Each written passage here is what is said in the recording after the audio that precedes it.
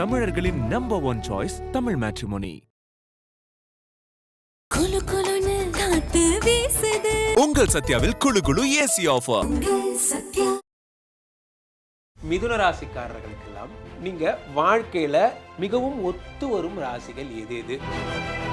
Account வேலையை நம்பி இவர்கிட்ட கொடுக்கலாமா அப்படின்னு ஒரு மனசுக்குள்ள இருக்கும். அது அவருடைய நன்னடத்தை. அதெல்லாம் அப்புறம் இவர் வந்த ராசி நமக்கு ஒர்க் அவுட் ஆகுமா? நிலராசி, காற்று ராசி, நீர் ராசி. FLAW, நெருப்பு, நிலம், காற்று, நீர். இந்த கான்செப்ட். அவ்வகையில் நீங்க காற்று ராசியை சேர்ந்தவர். உங்கள் ராசிக்கு நீங்களே மிதுனத்துக்கு மிதுனமே செட் ஆகும், அல்லது உங்களுக்கு யோகாதிபதியாகப்பட்ட 5 கூடைய துலாம் உங்களுக்கு செட் ஆகும், அல்லது இவங்களை வச்சுட்டு ஏதாவது பொறுப்புகள் கொடுக்கலாம், பிசினஸ் ஆரம்பிக்கிற பார்ட்னர்ஷிப் பண்ணலாம், கொடுக்கல் வாங்கல் செய்யலாம். நீங்கள் எதை செய்தாலும் வெற்றி. சில கேரக்டர் காற்றுக்கு எதிரி யாரு அப்படின்னு யோசிக்க, அது நிலம். நிலத்தின் மீது காற்று பட்டா புழுதி வரும். மிதுனத்திலிருந்து 4ஆம் இடமாகப்பட்ட கன்னி, அதே மாதிரி 8ஆம் இடமாகப்பட்ட மகரம், 12ஆம் இடமாகப்பட்ட ரிஷபம், இது மூன்றுமே உங்களுக்கு அடுத்து உங்களுக்கு நட்பு ராசி. இவங்க கூட இருந்தா நமக்கு ஒரு துணையா இருக்கும், ஒரு காரியத்துக்கு நமக்கு ஹெல்ப்ஃபுல்லா இருக்கும். அப்படின்னா யாரை நீங்க சொல்லலாம்? காற்று ராசிக்கு நீர் நட்பு என்பதால் கடகமும் விருச்சிகமும் மீனமும் நட்பு ராசி. நான் லவ் பண்ற பொண்ணு அந்த ராசியில வராங்க. எது எப்படியோ எதுவா இருந்தாலும் உங்கள் சொந்த ஜாதகத்தை பார்க்க வேண்டும். உலகெங்கிலும் இருக்கும் IBC பக்தி நேயர்கள் அனைவருக்கும் வணக்கம். நான் உங்கள் ராம்ஜி. மிதுன ராசிக்காரர்களுக்கெல்லாம் நீங்க வாழ்க்கையில யாரையெல்லாம் பக்கத்துல வச்சுக்கணும்? ஃபார் எக்ஸாம்பிள், மிகவும் ஒத்து வரும் ராசிகள் எது எது? ஒத்தே வராத ராசி எது? அப்போது அது என்ன ஒத்து வரும் ராசிகள் வாழ்க்கையில்? நண்பர்களே, அன்றாடம் காலை முதல் மாலை வரை நாம் எத்தனை இடத்துக்கு போகிறோம்? பணி நிமித்தமாக ஆஃபீஸ் போகிறோம், நம்ம வீடுகளில் நிறைய சொந்தங்கள் நம்மளை பார்க்க வராங்க, நண்பர்களோடு நம்ம கலந்து நாம் நிறைய விஷயங்கள் செய்கிறோம். அப்போது சில விஷயங்களை செய்யும்போது நம்ம மனசுக்குள்ள ஒரு தயக்கம் வரும். இது நம்ம ஆரம்பிக்கிறோமே, இது சரியா? இவரை இந்த வேலைக்கு போடுறோமே, இது சரியா? ஒரு சாதாரண வேலைக்கு ஒருத்தர் அப்பாயின்மெண்ட் பண்ணாலும் சரி, நம்மளுடைய பிஸ்னஸில் ஒருத்தருக்கு ஒரு பொறுப்பு தரும். இனிமேல் இந்த அக்கௌண்ட் வேலையை நீ பார்த்துக்கோ என்று தரும். அக்கௌண்ட் வேலையை நம்பி இவர்கிட்ட கொடுக்கலாமா அப்படின்னு ஒரு மனசுக்குள்ளே இருக்கும். அது அவருடைய நன்னடத்தை. அதெல்லாம் அப்புறம். ஆனால் அதுக்கு முன்னாடி இவர் வந்த ராசி நமக்கு ஒர்க் அவுட் ஆகுமா அப்படிங்கிறது ஒரு ஆன்மீகத்தினுடைய அடிப்படை கேள்வி. இந்த லக்ஷ்மி கடாட்சம் அதெல்லாம் நம்ம சொல்கிறோம் இல்லையா? அவ்வகையில் என்ன லாஜிக்கில் இதெல்லாம் இயங்குது அப்படின்னு நம்ம தேடி பார்க்கும்போது சில விஷயங்கள் நம்ம கண்ணுக்கு தெரியாமல் இயங்கிட்டு இருக்கு. இதை தோண்ட தோண்ட ஒரு புதையல் வருதுன்னு வச்சுக்கோங்களேன். என்ன அதுக்குள்ளே லாஜிக் வருது என்றால், உங்கள் ராசி முதல்ல யார் நீங்கள் அப்படிங்கிற தேடுதல்லேருந்து தொடங்குது. இது நீங்கள் FLAWன்னு எழுதிக்கோங்க. இப்போது ஒரு ஜாதக கட்டாக இருந்தால் அதில் மேஷம்ங்கிற இடத்துல எஃப்னு எழுதிக்கிட்டிங்கன்னா FLAW எழுதிக்கிட்டிங்கன்னா நீர் ராசி, நிலராசி, காற்று ராசி, நிலராசி, காற்று ராசி, நீர் ராசி. FLAW, நெருப்பு, நிலம், காற்று, நீர். இந்த கான்செப்ட். அவ்வகையில் நீங்கள் காற்று ராசியை சேர்ந்தவர்கள். இப்போ சொல்லுவோம், நம்ம மகாபாரதத்தில் கூட யார் வருவா? நம்ம ஒரு ராமாயணத்தில் ஆஞ்சநேயர் ஆகட்டும், அல்லது மகாபாரதத்தில் பீமன் ஆகட்டும், இவர்கள்லாம் வாயு புத்திரர்கள். வாயு புத்திரர்கள்ங்கிறதுனால பலம். பஞ்சபூதங்களில் நண்பர்களே, காற்று தான் மிகவும் பலசாலி. இது நிறைய பேருக்கு தெரியாது. காற்று தான் ஃபஸ்ட்டு பலசாலி, அப்புறம் தான் மற்ற பூதங்கள்லாம். நீர், நிலம், நெருப்பு, காற்றெல்லாம் சொல்கிறோம்ல, அதில் அந்த காற்று தான் பலசாலி. ஸோ இந்த காற்று ராசிக்காரர்கள், நீங்கள் காற்று ராசிக்காரர்களை கூட வச்சுருந்தா தானே ஒர்க் அவுட் ஆகும். அப்போது உங்களுக்கு ரொம்ப பர்ஃபெக்டாக இருக்கிறது யார்? நல்ல கான்செப்ட் மைண்டில் வச்சுக்கோங்க. 1, 5, 9 இந்த கான்செப்டை மைண்டில் வச்சுக்கோங்க. அது என்ன 1, 5, 9 அப்படின்னா, உங்கள் ராசிக்கு நீங்களே மிதுனத்துக்கு மிதுனமே செட் ஆகும், அல்லது உங்களுக்கு யோகாதிபதியாகப்பட்ட 5 கூடைய துலாம் உங்களுக்கு செட் ஆகும், அல்லது 9ஆம் அதிபதியாகப்பட்ட கும்பம் உங்களுக்கு செட் ஆகும். இதெல்லாம் காற்று ராசிகள். நீங்கள் எழுதி பாருங்கள். FLAW எழுதி பார்த்தாலும் இதுதான் வரும். ஏ தான் வரும். இப்போது இதில் என்ன லாஜிக்கு? இன்னும் டெக்னிக்கலாக உள்ளே போனால், இப்போது எதையுமே பிரம்மாண்டமாக செய்வது யாருடைய விஷயம்னா ராகு தான் பிரம்மாண்டம் என்று பொருள். ஒரு பாம்பு இருக்குதுன்னு வச்சுக்கோங்க நண்பர்களே. அந்த பாம்பு இப்படி படம் எடுக்குதுன்னு வச்சுக்கோங்க. ஏதாவது படம் எடுக்குதுன்னா இப்படி, இதுதான் ராகுனா பிரதாபம், ரொம்ப விரித்து சொல்லுதல். அதே பாம்பு ஒரு புற்றுக்குள்ளே போய் தன்னை சுருக்கிக்கிச்சுன்னா அது பேர் கேது, தன்னை சுருக்கி கொள்ளுதல், அதான் கேது. இல்வாழ்க்கையின் பிரம்மாண்டம் எது? ராகு. அண்ணன் வருகிறார், அண்ணன் வருகிறார், இதெல்லாம் யார்? ராகு. அப்போது நீங்கள் சந்நியாசம் வாங்குவது, அமைதி நிலை அடைவது, இதெல்லாம் கேது. ஸோ இப்போ ராகுனுடைய குணம் மிதுனத்துக்கு அதிகம் என்பதால் ராகு நட்சத்திர பரல் கொடுத்துருக்கிற இந்த 3 பேர் நல்லா கவனிங்க. இதில் மிதுனத்தில் பாருங்கள், திருவாதிரை 1, 2, 3, 4. நம்ம தாராப்பணனில் கூட சொல்லியிருப்போம், இந்த திருவாதிரைக்காரர் கருடனை வந்து வணங்குங்க, கைகளை விரித்தபடி இருக்கின்ற கருடனை தாரையில் வணங்குங்கலாம் நம்ம சொல்லியிருப்போம். அது ஏன் அப்படி? ஏன்னா விரித்து சொல்லுதல் ராகுவின் குணம். காற்றே விரித்து பண்ணுறது தான் காற்றினுடைய குணமுமே. காற்று போய் காற்றை அடக்க முடியுமா? அதே மாதிரி தான் நீங்கள் விரித்து சொல்லுதல். ஞாபகம் இருக்கா உங்களுக்கு? நட்சத்திர பலன்கள் ஞாபகப்படுத்துகிறேன் உங்களுக்கு. தாராபலன் சொல்லும்போது எனக்கு ஞாபகம் இருக்குது, எது? கருடனை வணங்க சொல்லியிருப்போம். அப்போது இந்த திருவாதிரை அப்படிங்கும்போது ராகுவினுடைய அம்சம்.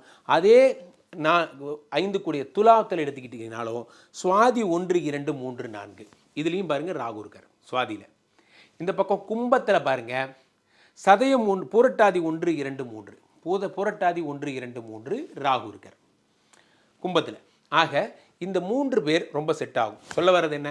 மிதுனம், துலாம், கும்பம் பர்ஃபெக்ட் மேட்ச். இவர்களை வைத்துக்கொண்டு எதை வேணுமாலும் செய்யலாம். லேண்ட் ரெஜிஸ்ட்ரேஷன் பண்ணலாம், இவங்களை வச்சுட்டு ஏதாவது பொறுப்புகள் கொடுக்கலாம், பிஸ்னஸ் ஆரம்பிக்கிற பார்ட்னர்ஷிப் பண்ணலாம், கொடுக்கல் வாங்கல் செய்யலாம், என்ன வேணால் செய்யலாம். நீங்கள் எதை செய்தாலும் வெற்றி. ரைட். சில கேரக்டர் இருப்பாங்க நமக்கு செட்டே ஆகாது. இவர்கள்ட்ட சொன்னாங்க, எங்கே சார் சொன்னால் இருக்கிறதும் இருக்கா, எதுக்கு சார், வேணாம் சார் விடுங்க. அவர்கிட்ட ஏற்கனவே ஒரு தடவை சொல்லி பெரிய ப்ராப்ளம்லாம் ஆச்சு. அது நம்ம அவர் நல்லது தான் செய்கிறாரு, ஆனால் எனக்கு அவர் பண்ணுறது ஒட்ட மாட்டேங்குது, அது எனக்கு வேறு மாதிரி நடந்துருது. நம்ம லைஃப்பில் நம்ம பார்த்துருப்போம். அதுக்காக அவர் எதிரி நம்ம கிடையாது. அவர் என்னமோ ஒன்று செய்ய போவார், ஆனால் நீ என்னை மாட்டி விடாமல் இருப்பா, போதும்பா, நீ எனக்கு நல்லது பண்ணலனாலும் பரவாயில்ல, கெட்டது பண்ணாமல் இருப்பா அப்படிங்கிற மாதிரி அவங்க ஏதோ ஒன்று பண்ணுவாங்க, நமக்கு அது ஹாமாம் முடிஞ்சிடும். அது என்ன லாஜிக் என்றால், காற்றுக்கு எதிரி யார் அப்படின்னு யோசிங்க. இப்போது காற்றுக்கு எதிரி யார்? சார் காற்றுக்கு யார் சார் எதிரி? மனம் நறுமணம் வந்தால் வீசும், காற்று எல்லாமே, நீர் வந்தால் மாய்ச்சராகும். காற்றுக்கு எதிரி உண்டு, அது நிலம். ஏன்? நிலத்தின் மீது காற்று பட்டால் புழுதி வரும். அந்த நிலத்தின் மீது காற்று படும்போது என்னாகும்? புழுதி வருகிறது. நிலத்தை காற்று என்ன செய்யும்? உங்களுக்கு ஒரு பெரிய புயலை உருவாக்கும். இதான் லாஜிக். காற்றுக்கு கண்டிப்பாக நெருப்பு எதிரியாக இருக்க முடியாது, வேறு எதுவும் எதிரியாக இருக்க முடியாது. காற்றுக்கு நிலம் மட்டும்தான் எதிரி. அந்த கான்செப்டில் நீங்கள் போனீங்கன்னா நிலராசிகளை எடுங்க. இப்போ மிதுனத்துக்கு நிலராசி எது என்று பார்த்தால் கன்னி, மகரம், ரிஷபம், இது 3 உங்களுக்கு செட் ஆகாது. பாருங்கள், நல்லா கவனிங்க. இது என்ன லாஜிக்கு? 4, 8, 12ங்கிற லாஜிக். 4, 8, 12 நான் உங்களுக்கு இதனுடைய அரிச்சுவடியும் சேர்த்தே சொல்லித்தரேன். காரணம் என்னவென்றால், ஜோதிடம் தெரிந்த அறிவார்ந்த பெருமக்கள் இதை நீங்கள் ஒர்க் அவுட் பண்ணி பாருங்கள், ஒரு அதிசயப்படுவீங்க. மிதுனத்திலிருந்து 4ஆம் இடமாகப்பட்ட கன்னி, அதே மாதிரி 8ஆம் இடமாகப்பட்ட மகரம், 12ஆம் இடமாகப்பட்ட ரிஷபம், இது 3மே உங்களுக்கு செட் ஆகாது. இதில் என்ன காரணம்? கன்னிக்கு சாரம் கொடுத்தது யார்? சித்திரை 1, 2 நட்சத்திரங்களை கொடுத்த செவ்வாய். செவ்வாய் எப்படி சார் ப்ராப்ளங்கிறீங்க? செவ்வாய் ப்ராப்ளங்க உங்களுக்கு.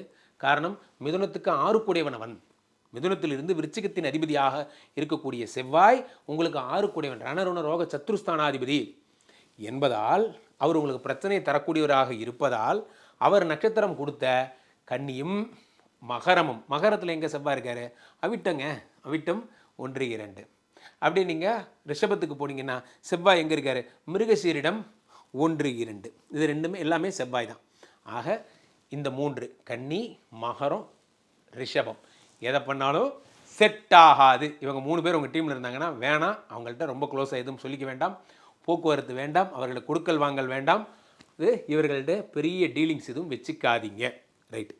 அடுத்து உங்களுக்கு நட்பு ராசிகள். இவங்க கூட இருந்தால் நமக்கு ஒரு துணையாக இருக்கும், ஒரு காரியத்துக்கு நமக்கு ஹெல்ப்ஃபுல்லாக இருக்கும். அப்படின்னா யாரை நீங்கள் சொல்லலாம்? வாங்க அப்படியே லாஜிக்குள்ளே வாங்க. ஃபஸ்ட்டு இந்த லாஜிக் தான் இதில் மெயின். லாஜிக் தான். மற்றவர்கள், என்னிலும் பழையவர்கள், முன்னோர்கள், எனக்கு மூத்தவர்கள், நிறைய பேர் நிறைய லாஜிக் சொல்லியிருக்கலாம். இதனுடைய சிறப்பு என்ன? நான் சொல்கிறதுல இருக்க சிறப்பு என்னென்னா, அந்த கோர் கண்டென்ட்டுடைய லாஜிக்கு இது மேட்ச் பண்ணுறது தான். என்னது?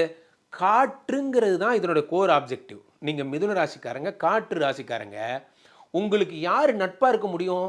நீர் தான் நட்பாக இருக்க முடியும். காரணம் என்னென்னா, நீர் காற்றோடு சேர்ந்தா அது மாய்ச்சர் ஆகிறது, குளிர்காற்றாக மாறுகிறது, ஜில்லுன்னு ஆகிடுறீங்க. அப்போது அந்த காற்று சிறப்பிக்கப்படுகிறது, வெப்ப காற்று வெறுக்கப்படுகிறது, குளிர்காற்று விரும்பப்படுகிறது. அவ்வளோதான். நல்ல சில்லுன்னு சாரல், எல்லாம் சாரல்னால் என்ன, காற்று தான். ஸோ அப்போது நீர் ராசிகளாகப்பட்ட கடகமும் விருச்சிகமும் மீனமும் உங்களுக்கு நட்பு ராசிகளாக அமைந்து விடுகிறது. என்ன லாஜிக்கு வரேன், லாஜிக்கும் சொல்கிறேன். இப்போ நான் சொல்கிற ஒன்று ரொம்ப சேலஞ்சிங்கான பதிவுங்க. காரணம் என்னென்னா, நான் வந்து ஜஸ்ட் லைக் தட் சொல்லிட்டு போல அதில் இருக்க லாஜிக்கும் நட்சத்திரமும் கூட சேர்த்து சொல்கிறேன். நான் கடகத்தில் இருக்க லாஜிக் என்னென்னா, புனர்பூசம் 4ல் குருவினுடைய நட்சத்திரம் அதில் இருக்கிறது. எங்கேருந்து சார் குரு வராரு, குருவுக்கு இதுக்கு என்ன சார் சம்பந்தம் சொல்கிறேன். என்ன காரணம் அப்படின்னு பார்த்தீங்கன்னா, குரு தான் நீர்த்தன்மைக்கான அதிபதி.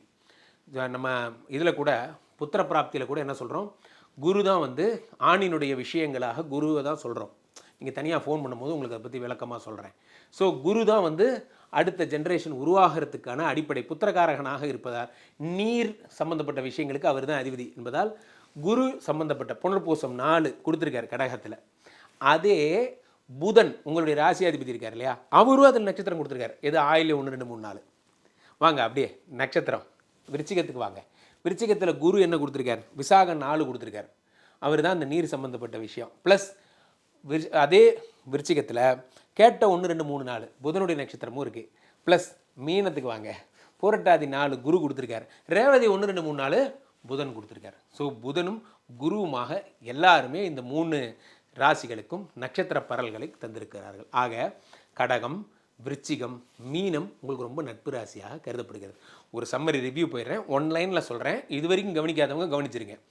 அதாவது மிதுன ராசி, நீங்கள் ஒரு காற்று ராசி, காற்றுக்கு காற்று தான் செட் ஆகும் என்பதால் மிதுனமும் துலாமும் கும்பமும் ரொம்ப க்ளோஸு. மிதுனத்துக்கு மிதுனமே நல்ல செலெக்ஷன், அது கும்பம் நல்ல செலெக்ஷன், அல்லது காற்று இது மிதுனத்துக்கு மிதுனமே நல்ல செலெக்ஷன், அல்லது துலாம் நல்ல செலெக்ஷன், அல்லது கும்பம் நல்ல செலெக்ஷன்.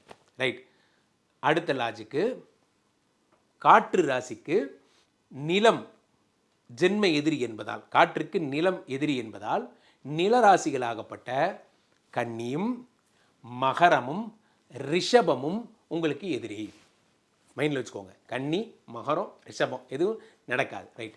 உங்களுக்கு நட்பு ராசிகள் எது, காற்று ராசிக்கு நீர் நட்பு என்பதால் கடகமும் விருச்சிகமும் மீனமும் நட்பு ராசிகள். சரி, நீண்டகால பகைவர்கள் யார், அதை பற்றி சொல்லுங்கள். நீண்டகால பகைவர்னு பார்த்தா உங்களுக்கு இருக்கிற ஒரே பகைவர் மீனமும் தனுசும் தான். காரணம் என்ன, 7 10 கூடிய பாதகாதிபதி குரு. இதில் எந்த மாற்று கருத்தும் கிடையாது, இதில் வந்து டீவியேஷனே கிடையாது. எந்த ராசியாக இருந்தாலும் நீண்டகால எதிரியாக யார் இருக்க முடியும், பாதகாதிபதி மட்டும்தான் இருக்க முடியும். ஸோ 7 10 கூடிய வந்து உங்களுடைய இந்த குருவினுடைய நட்சத்திரம் பெற்ற தனுசும் மீனமும் உங்களுக்கு ஜென்மேதிரி. மீனம் தான் இப்போ ஃப்ரெண்டு, நீங்கள் அதில் ஒரு 10% மட்டும்தான் அதில் பலிதமாகும். தனுசு உங்களுக்கு ஜென்மேதிரின்னு வச்சுக்கலாம். ரைட்.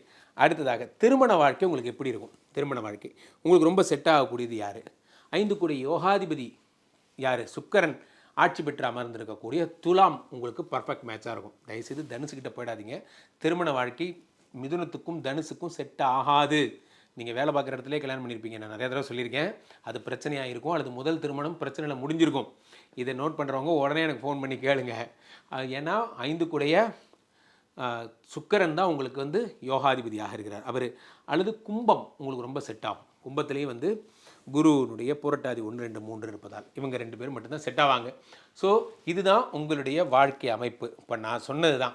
ஐயோ குருஜி, இது நான் ரொம்ப லேட்டாக கேட்டேன் போல இருக்கே, இது தெரியாமல் என்னுடைய பார்ட்னரை ராங் செலெக்ஷன் பண்ணிட்டேனே, நான் பிஸ்னஸ் வச்சுருக்கிற ஆள் வேறு, இது வேறையாக இருக்கே, நான் என்ன பண்ணுறதுன்னு தெரியலையே, இப்போ நான் கொடுத்த காசு வராது அவ்வளோதானா என்று நீங்கள் நினைச்சிருக்கீங்க. அல்லது எனக்கும் என் ஒய்ஃபுக்கும் ஒரே பிரச்சனையாக இருக்குது, என் ஒய்ஃபு நீங்கள் சொன்ன அந்த 4 8 12 எதிரி ராசியில் ஒரு ராசியாக வராங்க குருஜி, நான் லவ் பண்ணுற பொண்ணு அந்த ராசியில் வராங்க.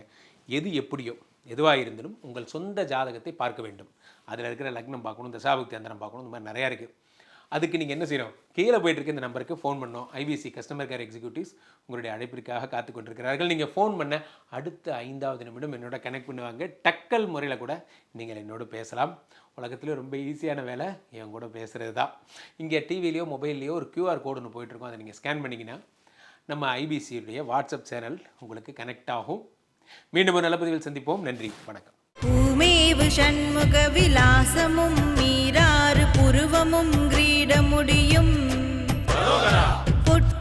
குண்டலும் கனக குண்டலமும் அருள் மாறி பொழியும் ஈராறு விழியும் மாமேவு செம்பவள வாய்மந்த காசமும் மாலையணியும் கழுத்தும் வாகு கேயூரமும் ஈராறு புயமும் கையும் வடிவேலும் அபயகரமும். தமிழர்களின் number one choice Tamil Matrimony. குலு குலுன்னு காத்து வீசுது உங்கள் சத்யாவில் குளு குளு ஏசி ஆஃபர். சத்யா